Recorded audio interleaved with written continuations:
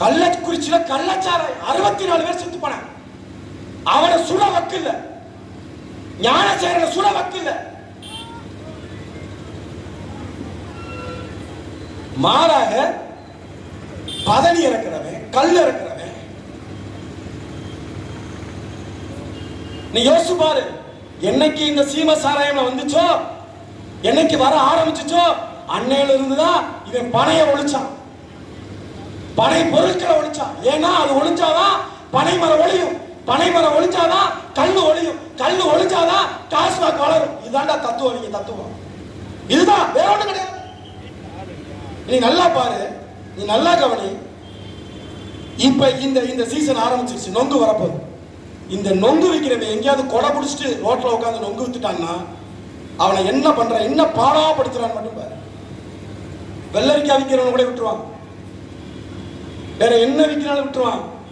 ஆனா எங்கேயாவது நொங்கு கடைக்காரன் சாலை ஓரத்துல பிளாட்ஃபார்ம்ல நொங்க போட்டு கொடையோட உட்காந்துட்டான்னு வச்சுக்க, அடுத்த நிமிஷம் போய் நிப்பான்டா போலீஸ்காரன், அடுத்த நிமிஷம் போய் நிப்பான். ஏன் தெரியுமா? பனை வளர்ந்துடக்கூடாது. பனை வளர்ந்தால் டாஸ்மாக் முடிஞ்சிச்சு.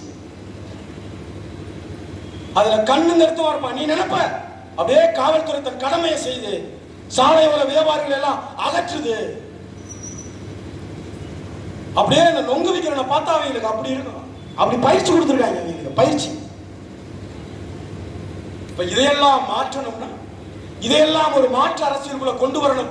ஒரு மாற்று அரசியலை மக்கள் உள்வாங்கணும். அப்படின்னா மாற்று அரசியலுக்கு வழிவிடணும்னா யாருன்னு பாரு. அப்ப அதிமுகவா? நான் சொல்லிட்டேன் இல்ல, ரெண்டு ஒண்ணுதான். நான் இப்ப சொன்ன எல்லாமே அதிமுகவுக்கும் பொருந்தும், ஐயா எடப்பாடி பழனிசாமிக்கும் பொருந்தும். அண்ணா என்னை விட்டுருங்கண்ணா, அண்ணா என்னை அடிக்காதீங்கண்ணா, அண்ணா என்னை விட்டுருங்கண்ணா, அவங்களை கெஞ்சிரேன்னான்ற குரல் அது அதிமுக ஆட்சி காலத்தில் வந்த குரல் தான். அவர்களோட யோக்கியம் இல்லை. சரி, அதிமுக காலத்துல நடந்துச்சு, திமுக காலத்துல இருந்து என்ன ஆச்சு? அந்த பொள்ளாச்சி விவகாரம் கிழிச்சிட்டீங்களா? கேப்பை நட்டுட்டீங்களா? ஸ்டெர்லைட் 14 பேரை சுட்டு கொன்னா அதிமுக ஆட்சி காலத்துல தான் நடந்துச்சு. வந்து சுட்டு கேப்பை நட்டுட்டீங்களா? அப்படியே கிழிச்சு தள்ளிட்டீங்கல்ல? அப்ப என்ன? திமுக அதிமுக ரெண்டு ஒண்ணுதான். எழுதப்படாத சட்டம். நான் என் ஆட்சி காலத்துல என்ன வேணா செஞ்சுக்கிறேன், ஒண்ணும் பேசாத. நீ ஒரு வேளை வந்துட்டேன்னா உன் ஆட்சி காலத்துல என்ன வேணா பண்ணு, நான் வந்தா கண்டுக்க மாட்டேன். அப்படியே பொங்கி எழுந்தாரு ஸ்டாலின். அப்படியே கொடநாடு கொடநாடு கொடநாடு கொடநாடு. எங்க போச்சு கொடநாடு? கொடநாட்டில் நடந்த கொலைகளுக்கு என்னையா தீர்வு? அதிமுக ஆட்சி காலத்துல எடப்பாடி பழனிசாமி தானே பண்ணாரு. இப்ப நீங்க தானே 5 ஆண்டுகள் ஆண்டீங்க. அப்ப கொடநாடு கொலைகளுக்கான தீர்வு என்ன? வராது, வராது. அப்ப மாற்று திமுகவும் அல்ல, அதிமுகவும் அல்ல. அப்ப மாற்று யாரு? தாவேக்காவா? தற்குறியா? அது இந்த சீன்லே கிடையாது. அது சொல்றான் அவனும், நாங்களும் தனித்து தான் நிக்கிறோம்னு. ராஜா, நீ தனித்து நிக்கல, தனித்து விடப்பட்டிருக்க. தனித்து விடப்பட்டவன் நீ தான் கூவி பாத்திய, கூவி பாத்திய. நான் துணை முதலமைச்சர் தர்றேன், நான் அத்தனை அமைச்சர் தர்றேன், இத்தனை சீட்டு தர்றேன், எல்லாம் சொல்லி பார்த்திய. எவனு வரலையே? கேவலம் காங்கிரஸ் கூட வரல, கேவலம் காங்கிரஸ் கூட கூட. அப்ப அது மாற்றுனா அது மாற்று இல்ல, அது முடிஞ்சு போன கதை, மாற்றே கிடையாது. அப்ப யாரு மாற்று?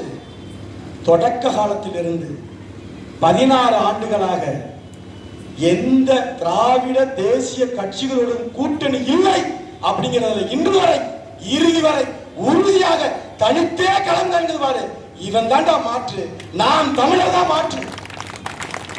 மாற்று என்றால் அது நாம் தமிழர் தான். நீ என்னை நீ ஏமாத்தினா நீ உன்னை ஏமாத்திக்கிட்ட, அவ்வளவுதான். காமராஜரை ஏமாத்தின, ஏமாந்து போனது காமராஜர் கிடையாது, தோத்து போனது காமராஜர் கிடையாது. மக்கள் தான் தோத்து போனவன், மக்கள் தான் தோல்வி அடைஞ்சவன். அப்படித்தான் இன்னைக்கு நாம் தமிழர் தோற்றால் அது நாம் தமிழருக்கான தோல்வி கிடையாது, என் தங்கை சத்யாதேவிக்கான தோல்வி கிடையாது, எங்கள் அண்ணன் சீமானுக்கான தோல்வி கிடையாது. அது மக்களின் தோல்வி, மக்களின் தோல்வி. இந்த மண்ணில் மலர்கள் மலர்வதற்கு, இந்த மண்ணில் பொருளாதாரம் பெருகுவதற்கு நீ இன்னொரு 5 ஆண்டுகளை தள்ளி போறேன்னு அர்த்தம். நாங்கள் கேட்பது வாக்கு அல்ல, அடுத்த தலைமுறையின் வாழ்க்கை, அடுத்த தலைமுறையின் வாழ்வு. அதை புரிஞ்சுக்கோ. நீ 1000 தர்றேன்னு, நீ 2000 தர்றேன்னு, எங்க அண்ணனுக்கு ஒரு நொடி ஆகாது, ஒரு நொடி ஆகாது. நான் வந்தால் 5000 தருவேன்னு சொல்லி உங்களை ஏமாத்த. என் மக்களை ஏமாற்றி பிழைக்க வந்தவர்கள் அல்ல, மாற்றாக மக்களுக்காக உழைக்க வந்தவர்கள் நாம் தமிழர் கட்சியினர். அதை புரிஞ்சுக்கோ. ஒரு நொடி போதாது, 5000 தருகிறோம் நாம் தமிழர் கட்சி வந்தால். நீ என்ன டோக்கன் 8000 தர்றது, நான் வந்தால் 20000 தருகிறேன் சொல்வதற்கு ஒரு நொடி பொழுதாக. ஏமாற்ற விரும்பாத ஒரு கட்சி, இலவசங்களை அள்ளித்தராத ஒரு கட்சி, ஓட்டுக்கு காசு கொடுக்காத ஒரு கட்சி, ஆனால் உன் பிள்ளைகளுக்கும் உன் பேர பிள்ளைகளுக்கும் உன் தலைமுறைக்கும் வாழ்க்கை அளிக்கக்கூடிய ஒரு வாழ்வியல் அரசியலை உள்ளெடுக்கிற கட்சி. அந்த கட்சியை ஆற தழுவி ஒரு மாற்று அரசியலை தயவு செய்து நான் கேட்கிறது ஒன்றே ஒன்று. எத்தனையோ ஆண்டு காலம் திமுக ஆட்சியில இருந்து விட்டீர்கள், எத்தனையோ ஆண்டு காலம் அதிமுக ஆட்சியில இருந்து விட்டீர்கள். ஒரே ஒரு முறை, ஒரே ஒரு முறை இந்த பிள்ளைகளுடைய ஆட்சியில ஒரு 5 ஆண்டுகள் இருந்து பாருங்கள். 5 ஆண்டுகள்.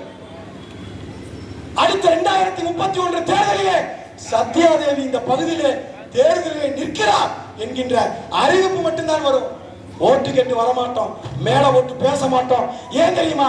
அந்த 5 ஆண்டுகளும் எங்களுடைய ஆட்சி ஆகச் சிறந்த ஆட்சியாக இருந்தது. இது சத்தியம். என் தலைவன் மீதும் என் அண்ணன் மீதும் என் பெற்றெடுத்த தாய் தந்தை மீது ஆணையிட்டு சொல்றோம். 5 ஆண்டுகள் உங்கள் பிள்ளைகளுடைய ஆட்சியிலே ஒரே ஒரு முறை வாழ்ந்து பாருங்கள். ஒரே ஒரு முறை, ஒரே ஒரு முறை வாழ்ந்து பாருங்கள். இந்த ஆட்சி அதிகாரத்தை வைத்து எவ்வளவு பெரிய அசாத்தியமான நிர்வாகத்தை கொடுக்க முடியும்னு காட்டுவோம். ஆட்சியில இல்ல, அதிகாரத்தில் இல்ல, ஆனால் தமிழ்நாட்டிலேயே தொண்டு நிறுவனங்கள் அனைத்தையும் சேர்த்து, எல்லாத்தையும் சேர்த்து தமிழ்நாட்டிலேயே தங்கள் இரத்தத்தை, குருதியை தானமாக கொடுப்பதிலே முதலிடம் நாம் தமிழர் கட்சி. இதை விட உங்களுக்கு என்ன சான்று வேண்டும் மக்களே? என்ன சான்று வேண்டும்? எங்க கிட்ட அதிகாரம் இருந்தா அதை பயன்படுத்தி எதையாவது செய்வோம். எங்களிடத்தில் இருப்பது எங்கள் ரத்தம் மட்டும்தான், எங்கள் குருதி மட்டும்தான். அந்த குருதியை நாங்கள் கொடுப்பதிலே தமிழ்நாட்டிலே முதலிடம். ஆணும் பெண்ணும் சமம். 117 சீட்டுகள், இடங்கள் பெண்களுக்கு, 117 இடங்கள் ஆண்களுக்கு. 33% தொங்கிக் கொண்டிருக்கிற தேசிய திராவிட கட்சிகளுக்கு மத்தியிலே இதுவரைக்கு நீங்க சொல்லுகிற ஆட்சிக்கு வராத கட்சி, தோத்து போன கட்சி, 50% ஆணும் பெண்ணும் சமம் கொடுக்க சொல்ல. பெரியாரின் பிள்ளைகள் பகுத்தறிவு புடுங்கிகள் கொடுக்க சொல்ல. பெரியாரின் பிள்ளைகள் சொல்வார்கள், பிரபாகரனின் பிள்ளைகள் செய்வார்கள். அதுதான் மாற்று அரசியல், அதுதான் மாற்று அரசியல். சொல்லு. 8 வழி சாலையை நிறுத்தினது யாரு? நாங்க உங்ககிட்ட தோத்துதான் போனோம், நீ எனக்கு தோல்வியை தான் கொடுத்த. ஆனால் இந்த 5 ஆண்டுகள்ல நாங்களும் நாம் தமிழர் கட்சியும் அண்ணன் சீமானும் இல்லாத ஒரு போராட்டம் சொல்லு, ஒரு போராட்டம். நீ எனக்கு தோல்வியை தான் கொடுத்த. நாங்க டெபாசிட் கூட வாங்கல. ஆனால் 5 ஆண்டுகள்ல நாங்கள் நிற்காத போராட்டம் ஒன்று சொல்லுங்கள். ஒன்று மருத்துவருக்கான போராட்டம், ஆசிரியர்களுக்கான போராட்டம், சாம்சங் தொழிலாளர்களுக்கான போராட்டம், கனிம வள கொள்ளைக்கு எதிரான போராட்டம், கற்பழிப்பு வழக்குகளுக்கு எதிரான போராட்டம், மதுக்கடையை மூட சொல்லி போராட்டம். எந்த போராட்டத்துல அண்ணன் சீமானும் நாம் தமிழர் கட்சி இல்லைன்னு சொல்லி நான் உன்கிட்ட வாழ்த்து கேட்டே வரல, வாக்கு கேட்டே வரல. தொடர்ச்சியாக 4 பொதுத் தேர்தல்களை எங்களை தோல்வி அடைய வச்சிருக்கீங்க. ஆனாலும் என் மக்களோட நிக்கிறோம்னா, என்றைக்காவது ஒரு நாள் என் மக்கள் நல்ல அரசியலை, ஒரு மாற்று அரசியலை எடுத்து விடுவார்கள் அப்படிங்கிற நம்பிக்கை தான். என் உறவுகளோடு நாங்கள் கொண்ட உணர்வு தான்.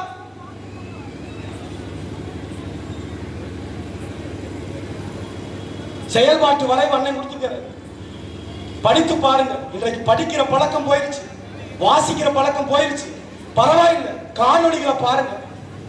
செயல்பாட்டு வரைவை நாங்கள் காணொளியாக விட்டுருக்கோம். இப்ப உள்ள பிள்ளைகளுக்கு பார்க்க கேட்க சரி விடு, படிக்கல விட்டு, பார்க்க கேட்க. படித்தவன் படிக்காதவன் அனைவருக்கும் வேறு. இனி படிக்காதவரை இல்லை என்கின்ற சமூகத்தை உருவாக்குவது எங்களுடைய பெரிய வேலை. ஆடு மாடு வளர்த்தல் அரசு பணி. எப்படி ஆடு மாடு வளர்த்தால் அரசு பணி? வீட்டுல நான் 2 ஆடு வச்சிருக்கேன், 2 மாடு வச்சிருக்கிறேன், அப்ப நான் கவர்மெண்ட் எம்ப்ளாயா? இல்ல, அரசே பண்ணை நிலங்களை அமைக்கும், வேலிகளை அமைத்து 100 ஏக்கர் 200 ஏக்கர் 500 ஏக்கர்ல பண்ணை நிலங்களை அமைக்கும். அதற்குள்ளே ஆடு மாடு நாட்டுக்கோழி அதை சார்புடைய அனைத்தும் வளர்க்கப்படும்.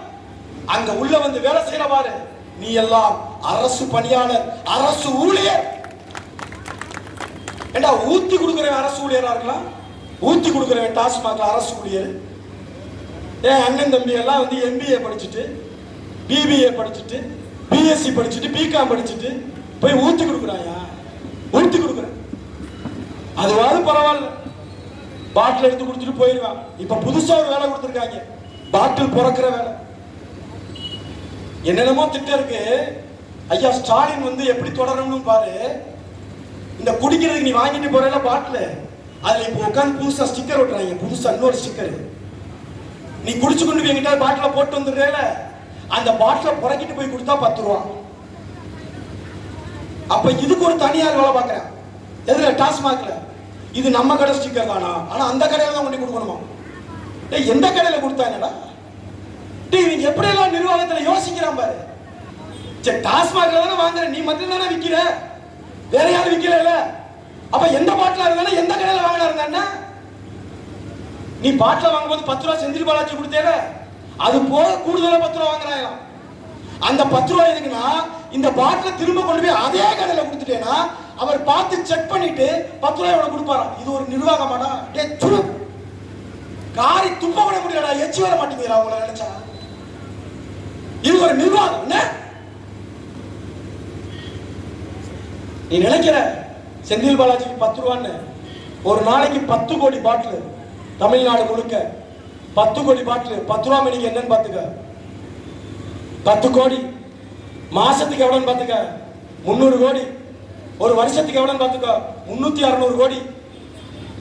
5 வருஷத்துக்கு 18,000 கோடி. எதுல? வெறும் 10 ரூபா. வெறும் செந்தில் பாலாஜி 10 ரூபா.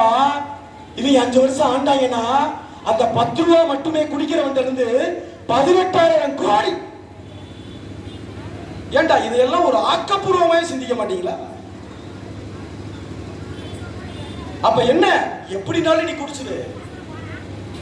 குடுக்கிற அந்த பாட்டில குடுக்கிற, ரோட்ல வச்சு குடிக்க கூடாது, தெருவில் வச்சு குடிக்க கூடாது, எங்கேயாவது ஓரச்சாரம் பண்ணு குடிக்க கூடாது. அப்ப என்ன சொல்ல வர்ற? வீட்டுல போய் குடும்பத்தோட குடிக்கிறியா?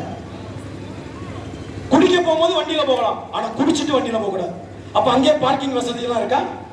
எங்களுக்கு ஏதாவது மினி பஸ் ஏதாவது ஏற்பாடு பண்ணி வீட்டுல கொண்டு போதையா கொண்டு போய் இறக்கி விட்டுருக்கியா? நான் முட்டா போயிடல, குடிக்க போற முட்டா போயிடாது யோசி. ஏடா குடிக்க வரும் போது நான் வண்டியில வரலாம், குடிச்சுட்டு போகும்போது வண்டியில போக கூடாது. இவங்க மிகப்பெரிய சாதனை ஆட்சிங்கிறதுக்கு இவங்க சரக்கே சாட்சி. சரக்கே சாட்சி. வருஷத்துக்கு 48,000 கோடி. வெறும் செந்தில் பாலாஜி 10 ரூபாய் மட்டும் 5 வருஷத்துக்கு 18,000 கோடி. இதாண்டா சாட்சி. இதுதான் சாட்சி, வேற என்ன சாட்சி? அப்ப இதையெல்லாம் ஒழிக்கணும்னா மாற்றுங்கிற வார்த்தையை தவிர வேற எதுவுமே இல்லை. அப்ப அந்த மாற்று எங்க இருந்து வரணும்? நம்மள இருந்து வரணும். நம்மள இருந்து வர மாற்ற எப்படி காட்டணும்னா, ஏப்ரல் 23ஆம் தேதி இந்த ஆள்காட்டி விரலால விவசாயி சின்னத்துல ஒரே ஒரு அழுத்தம், ஒரே ஒரு அழுத்தம், அவ்வளவுதான் மாற்றம் நடைபெறும். 5 வருஷத்துக்கு ஒரு தடவை தான் இந்த அதிகாரம் உன் விரலுக்கு வருது. 5 ஆண்டுகள் நீ என்ன கத்தினாலும் வராது. ஆக்கிரமிப்பை இடிக்கிறான், அண்ணே சீமானே வாங்க. அண்ணே ஈத்தன் மித்தனை உரியரா, அண்ணே சீமானே வாங்க. அண்ணே மருத்துவர்கள் போராட்டம், செவிலியர் போராட்டம், ஆசிரியர் போராட்டம், அண்ணே சீமானே வாங்க. 5 வருஷம் நாங்க வருவோம், ஆனா நீ வாழ்வியா? அப்ப என்ன? உன் ஆள்காட்டி விரலுக்கு 5 ஆண்டுகளுக்கு ஒரு முறை தான் இந்த அதிகாரம் வருது. அந்த ஆள்காட்டி விரலால் வருகின்ற 23ஆம் தேதி அழுத்தம் விவசாயி சின்னத்து மேல இருக்கட்டும். எங்க அண்ணன் சொல்லுவாரு, காற்றடிக்கும் திசை நோக்கி பறக்கிற பதறுகள் அல்ல என் பிள்ளைகள், மாறாக வீரியமிக்க நெல்மணிகள். அப்படி ஒரு நெல்மணிதான் என் தங்கை பேராசிரியர் முனைவர் சத்யாதேவி அவர்கள். அந்த வீரியமிக்க வெண்மணியிலே ஒரு நெல்மணிதான் அவர். எங்க அண்ணனே உழுது, எங்க அண்ணனே விதைச்சு, எங்க அண்ணனே நீர் பாய்ச்சி, எங்க அண்ணனே உரம் போட்டு, எங்க அண்ணனே களை எடுத்து, எங்க அண்ணனே அறுவடை பண்ண அந்த வீரியமிக்க நெல்மணிகள் தான் நாம் தமிழர் கட்சியுடைய பிள்ளைகள். அந்த விவசாயிக்கு ஒரு மாற்று அரசியல். உங்கள் பிள்ளைகளையும் சோதித்து விடுங்கள் சொல்றோம். கண்ட நாய் பெயரெல்லாம் சோதிச்சுட்ட, திராவிடனை சோதிச்சுட்ட, ஆரியனை சோதிச்சுட்ட, உன் பிள்ளைகளை ஒரே ஒரு முறை சோதிச்சிருங்க. உங்கள் ஆள்காட்டி விரலால் வருகின்ற 23ஆம் தேதி திருப்பரங்குன்றம் தொகுதி மக்கள் அழுத்துகிற அழுத்தம் விவசாயி சின்னத்தில் இருக்கட்டும். உணவு இல்லையே உணவு இல்லை, உணவு இல்லையே உயிர்கள் இல்லை, உயிர்கள் இல்லையே உலகு இல்லை. உழவை மீட்போம், உலகை காப்போம். 2026 படைப்போம் புதிய அரசியல் வரலாறு. தமிழ்தாய் வாழ்க, தலைவர் பிரபாகரன் வாழ்க.